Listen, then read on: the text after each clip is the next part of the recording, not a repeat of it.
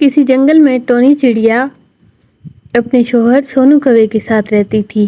ایک دن سونو کوا ٹونی چڑیا سے بولا، ٹونی مجھے جانا ہے، مجھے ساتھ والے جنگل میں کوئی کام ہے۔ ٹونی چڑیا نے کہا، اچھا ٹھیک ہے آپ جائیے، اور سونو کوا چلا گیا۔ ٹونی چڑیا ایک بہت ہی خوبصورت اور بڑے گھر میں رہا کرتی تھی۔ وہ پورے جنگل کی مالدار پکشی تھی۔ ان کے اپنا کھیت تھا، جبکہ باقی جانور اور پکشی ان سے بہت جلتے تھے، ہر وقت اس کے پیچھے ہی لگے رہتے۔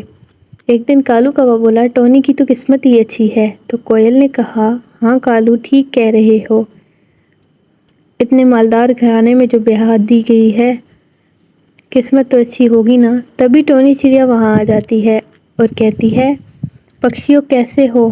تو کوئل کہتی ہے، آؤ ٹونی ہم تمہارے بارے میں ہی بات کر رہے تھے۔ ٹونی چڑیا کہتی ہے، جان کر خوشی ہوئی، کیا بات کر رہے تھے؟ تو کالو کہتا ہے، ہم تو بس یہ کہہ رہے تھے کہ تم نے کیسے سونو چڑیا کو پھنسا لیا۔ تو ٹونی چڑیا بولی، میں نے تو ایسا کچھ نہیں کیا، آپ کے سامنے تو سب کچھ تھا۔ اور ٹونی چڑیا کو بہت غصہ آیا کہ انہوں نے اس پر الزام لگایا ہے، اور وہ غصے میں گھر واپس آ گئی۔ ٹونی چڑیا کا جنگل بہت خوبصورت تھا۔ ایسے ہی 2-3 دن گزر گئے۔ ایک دن بادل پکشیوں کے پاس آئے اور بولے، پکشیوں آج ہمیں بہت ساری بارش کرنی ہے، تو تم لوگ اپنا انتظام خود کر لو، اور بارش 2-3 دنوں تک جاری رہے گی۔ پکشی پریشان ہو گئے کیونکہ ان کے پاس تو گھر ہی نہیں تھا، اور بادل واپس چلا گیا۔ دوسری طرف ٹونی چڑیا سکون سے گھر میں بیٹھی تھی۔ سارے پکشی بہت پریشان تھے۔ تو کوئل نے کہا، ٹونی کے ہی مزے ہیں، اسے تو کوئی ٹینشن ہی نہیں۔ تو کالو بولنے لگا، میرے پاس ایک آئیڈیا ہے، کیوں نہ ہم ٹونی چڑیا کو اسی کے گھر سے نکال دیں، ہم اتنے سارے پکشی ہیں اور وہ تو ایک ہے، سونو کوا بھی نہیں ہے۔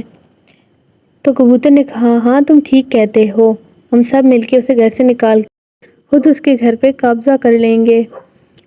تمام پکشی اس بات پر رضامند ہو گئے، اور ان سب نے سوچا کہ ابھی ٹونی چڑیا کے گھر جا کر ٹونی چڑیا کو گھر سے نکال دیتے ہیں۔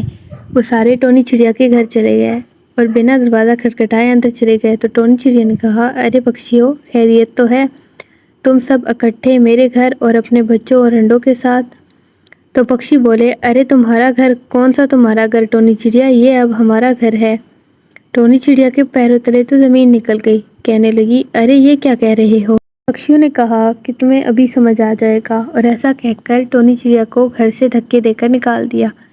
ٹونی چڑیا بہت پریشان ہوئی کیونکہ بارش ہونے والی تھی۔ تبھی آسمان پر کالے بادل نمودار ہوئے۔ ٹونی چڑیا نے بہت دروازہ کھٹکھٹایا لیکن کسی نے نہ کھولا، اور تیز بارش شروع ہو گئی۔ ٹونی چڑیا کچھ دیر تو وہیں بیٹھی رہی، پھر اس نے چھپنے کی کوئی جگہ تلاش کرنے کا سوچا اور وہاں سے اڑ گئی۔ آخر کار ڈھونڈتے ڈھونڈتے وہ تھک گئی اور خود سے بولی کہ میں کیسے یہاں پہ دن گزاروں گی۔ تبھی اس کی نظر ایک پیڑ کے سوراخ پہ پڑی۔ اس سوراخ کے اندر پانی نہیں جاتا تھا۔ ٹونی چڑیا اندر بیٹھ گئی اور سکون سے بارش کے مزے لینے لگی۔ دوسری طرف سارے پکشی اپنے گھر میں بیٹھ کر پکوڑے کھا رہے تھے اور مزے لے رہے تھے اتنے پیارے موسم کے۔ تبھی وہاں پر چیل آتی ہے۔ چیل بارش سے بچنے کے لیے کوئی جگہ ڈھونڈ رہی تھی، لیکن اسے کوئی جگہ مل نہیں رہی تھی، کیونکہ اس جنگل میں تو ٹونی چڑیا کے علاوہ کوئی گھر تھا ہی نہیں۔ چیل اٹھتے اٹھتے ٹونی چڑیا کے گھر کے پاس پہنچی اور سوچنے لگی کہ یہ کس کا گھر ہے۔ کہنے لگی، میرا کیا جاتا ہے، میں نے تو بس اندر جانا ہے، اور دروازہ کھٹکھٹانے لگی۔ کالو کوے نے اندر سے پوچھا، کون ہے؟ تو چیل نے سمجھا کہ یہ کالو کوے کا گھر ہے، اور سوچنے لگی کہ اگر میں نے بولا کہ چیل ہوں تو یہ دروازہ نہیں کھولے گا۔ میں نے آواز بدل کر کہا کہ میں کوئل ہوں، کالو کوے دروازہ کھولو۔ اور جیسے ہی کالو نے دروازہ کھولا، چیل اندر آ گئی، اور اتنے سارے پکشی دیکھ کر چیل کے منہ میں پانی بھر آیا، اور پکشی خوف کے مارے کانپنے لگے۔ چیل بولی، ارے واہ، اتنے سارے پکشی ایک ساتھ، آج تو میری لاٹری لگ گئی ہے، ساری خوب بھوک مٹاؤں گی۔ اور پھر چیل نے سوچا کہ کیوں نہ اپنے شوہر کو بتا دوں، اور کال کر دی اور ٹونی چڑیا کے گھر کا پتہ بتایا کہ میں نے بہت سے جانور پکڑ لیے ہیں۔ تو ٹونی چڑیا کا گھر پہ چیل کا شوہر بھی آ گیا، اور وہ دونوں مل کر بہت خوش ہوئے، اور اس کے بعد انہوں نے سارے پکشیوں کو مار ڈالا اور انہیں کھانے لگے۔ دوسری طرف ٹونی چڑیا ایک درخت میں بہت سکون سے بیٹھی ہوئی تھی۔ پکشیوں کو ان کے کیے کی سزا مل گئی، اور ٹونی چڑیا کو اس کے صبر کا اجر مل گیا۔